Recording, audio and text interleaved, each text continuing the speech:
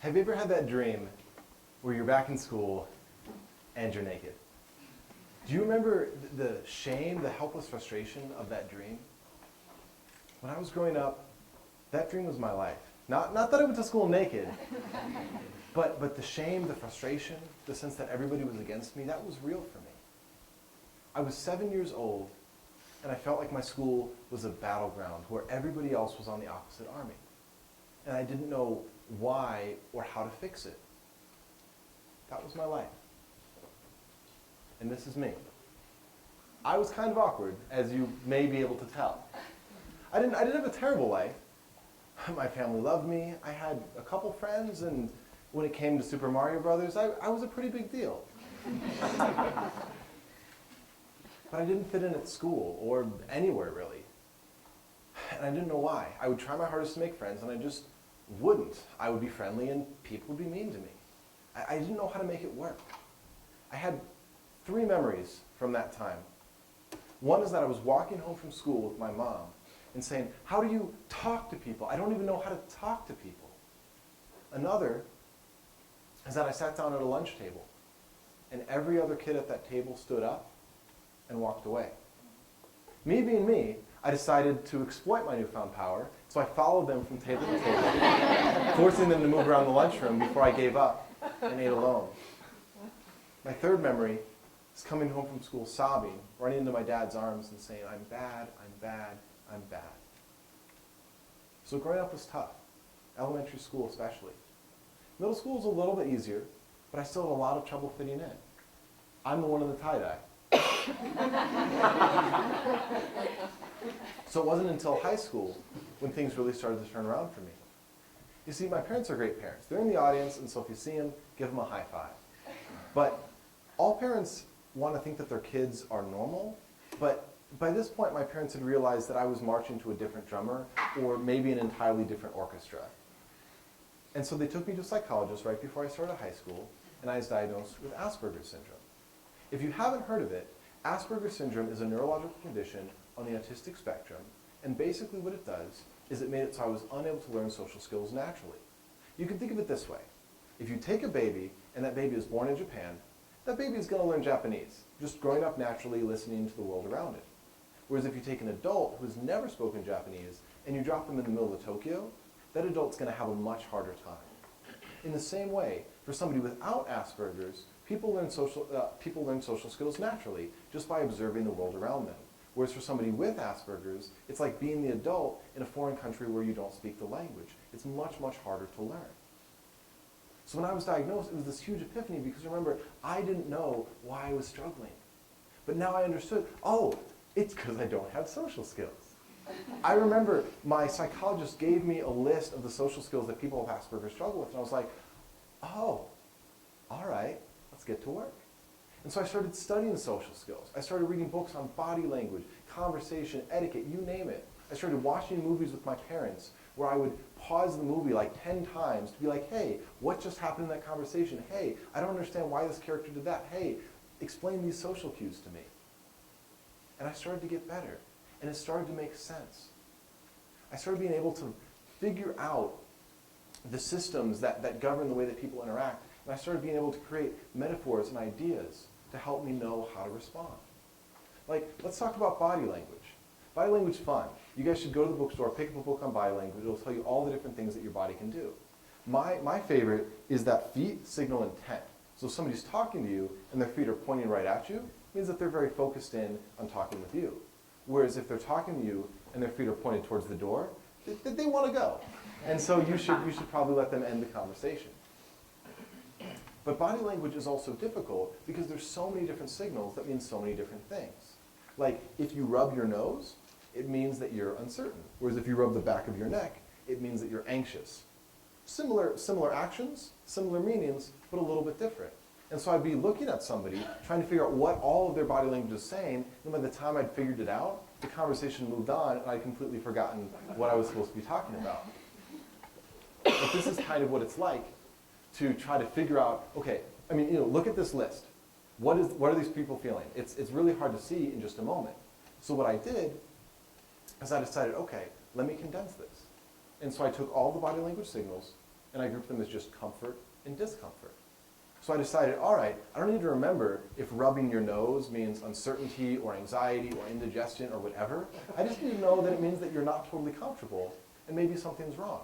And then I can take that and I can try to figure out what's wrong so I can fix it. So if I'm talking to you and I notice that you start giving off body language signals of discomfort, I can say, all right, let me look at the conversation, let me look at the environment, let me see if there's something that I can fix here. Remember, before, people would get upset with me and I wouldn't know why. I would just be talking to somebody and I think this conversation is going great. And then they would blow up because I missed all of the signals. Now I could start to see what was happening and start to adapt. But I still have to learn how to have conversation. And conversation is tough because there's a lot of conversation books out there, but they all sort of just talk about conversation tips and tricks, which is not very helpful. It's kind of like if you wanted to learn how to play baseball, and all of the books that you read just told you, well, keep your eye on the ball. That's not the rules of the game. You're not going to know how to play.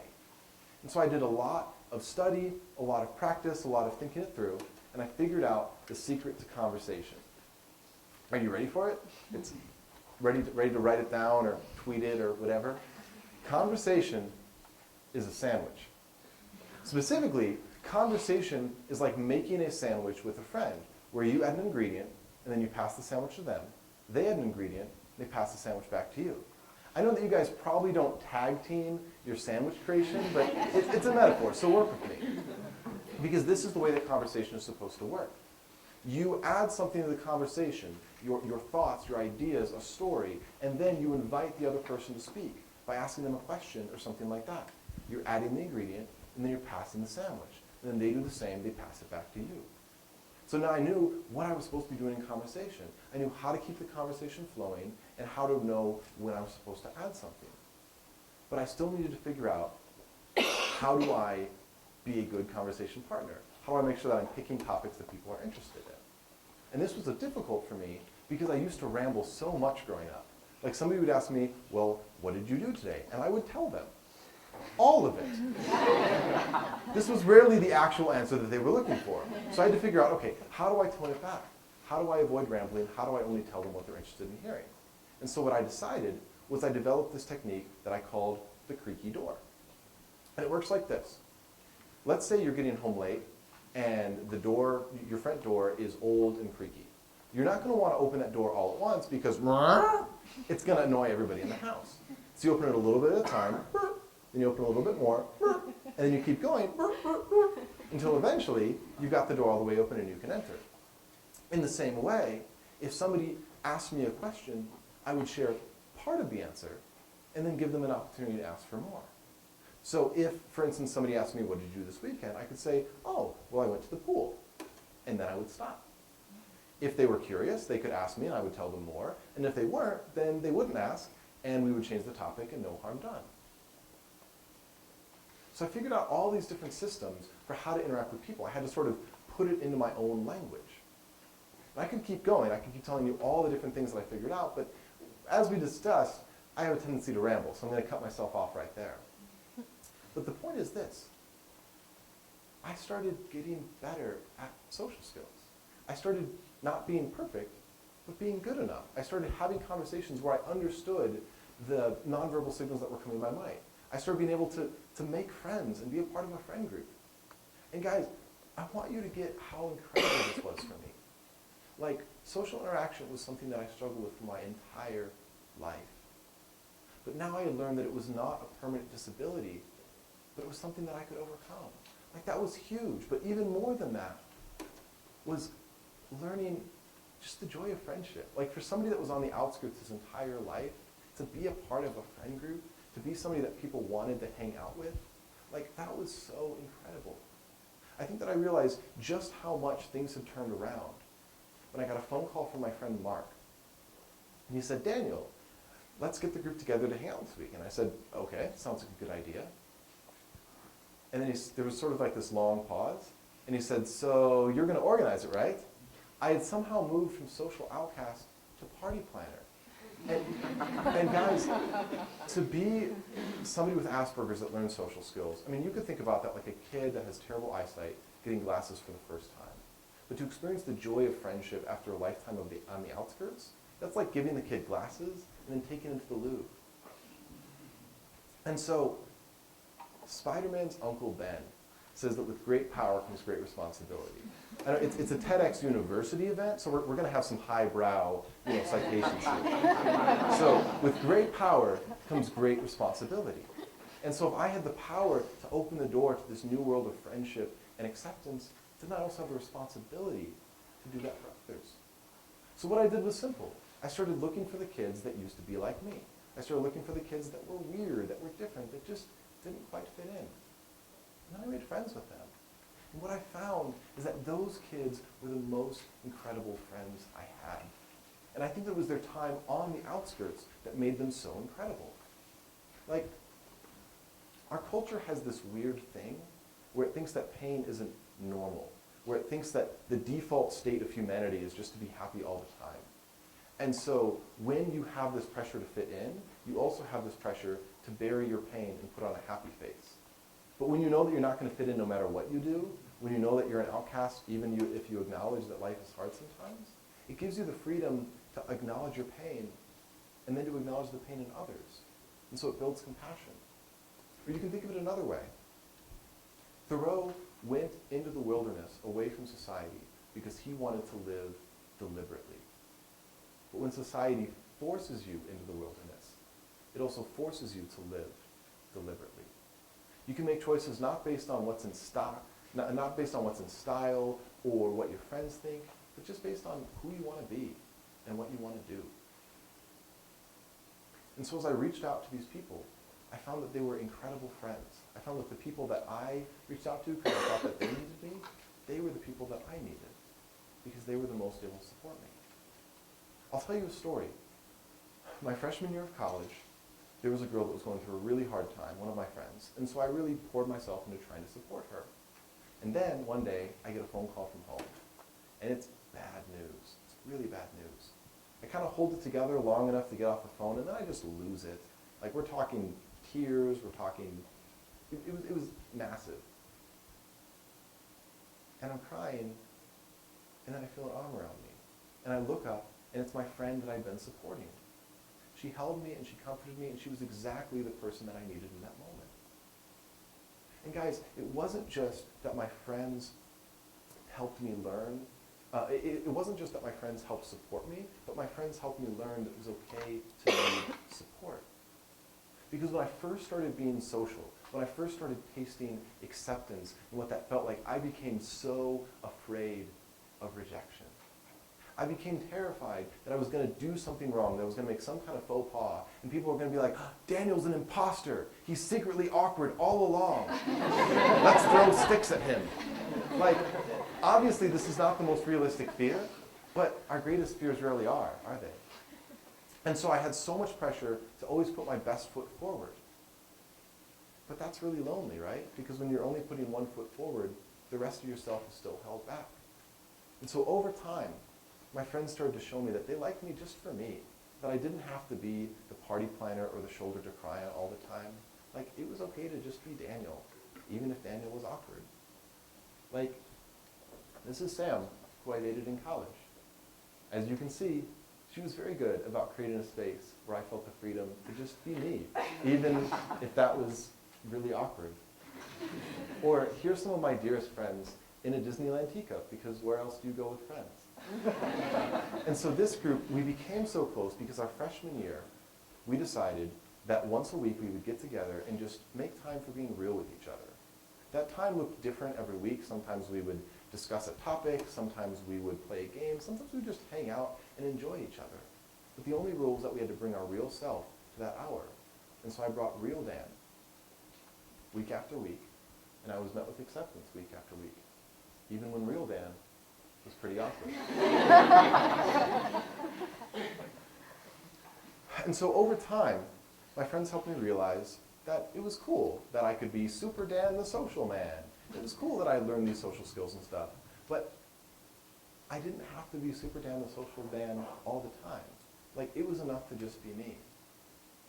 And I hope that you guys get that it's enough to just be you. Like, I hope that you get that there are people out there that will like you just the way that you are, and that you shouldn't stop looking for those people. Because I think ultimately it's those people that define us. It's the people that don't give up on us. It's the people that see the good in us, even when we're pretty hard on ourselves. Like the proverb says that it takes a village to raise a child, but really, we need a village around us every day of our lives. My story is the story of a village. It's not the story of me. It's the story of the support that I received early on from my family when I was struggling so much. It's the story of the friends that encouraged me so I could encourage somebody else. It's the story of the kind words that I got that I could pass on. Ultimately, it's the story of the idea that everybody deserves a place where they belong. Like, when I was 7 years old, I ate in the cafeteria alone because nobody else wanted to sit with me. If I tried to sit with them, they would leave. I think it's safe to say that nobody else in that cafeteria saw any value in me. But I think it's also safe to say that the people in my life that did see value in me were the reason why I was able to get to where I was today. Like, I mean, I don't want to brag, but I run a website about social skills that's been visited over 250,000 times. The news has done a story on me, and I'm kind of giving a TEDx talk about my life right now. I think it's safe to say that there was value in me, for sure. But I realized that because of the people in my life that let me know. And I realized that I couldn't have done it alone. And guys, the point of my talk is really simple, and it's this. Nobody deserves to be alone, and nobody can really make it alone. So if you are alone, reach out to people. Let people know. And if you see somebody else that's alone, be their friend. When I was 7 years old, sitting alone in that cafeteria, I was desperate for somebody to come up to me. I was desperate for somebody to sit down at my table and let me know that I was worth being friends with. If you had been in that cafeteria with me, if you had seen the kid eating lunch by himself every day, would you have been the one to sit down next to me? And if your answer is yes, then could you be the one that would sit down next to somebody today that's in just as much a need of a friend as I was then? Like, could you be the one that would see somebody that everybody else has rejected and say, I can accept that person? Would you be the one that sees somebody that might be awkward or weird or different and be able to say, you know what, they might make a really cool friend? And then could you be friends with them? Could you sit down next to them and ask their name? Could you listen to their story and become a part of it? I promise you that if you do, you just might find that they become an incredible part of yours.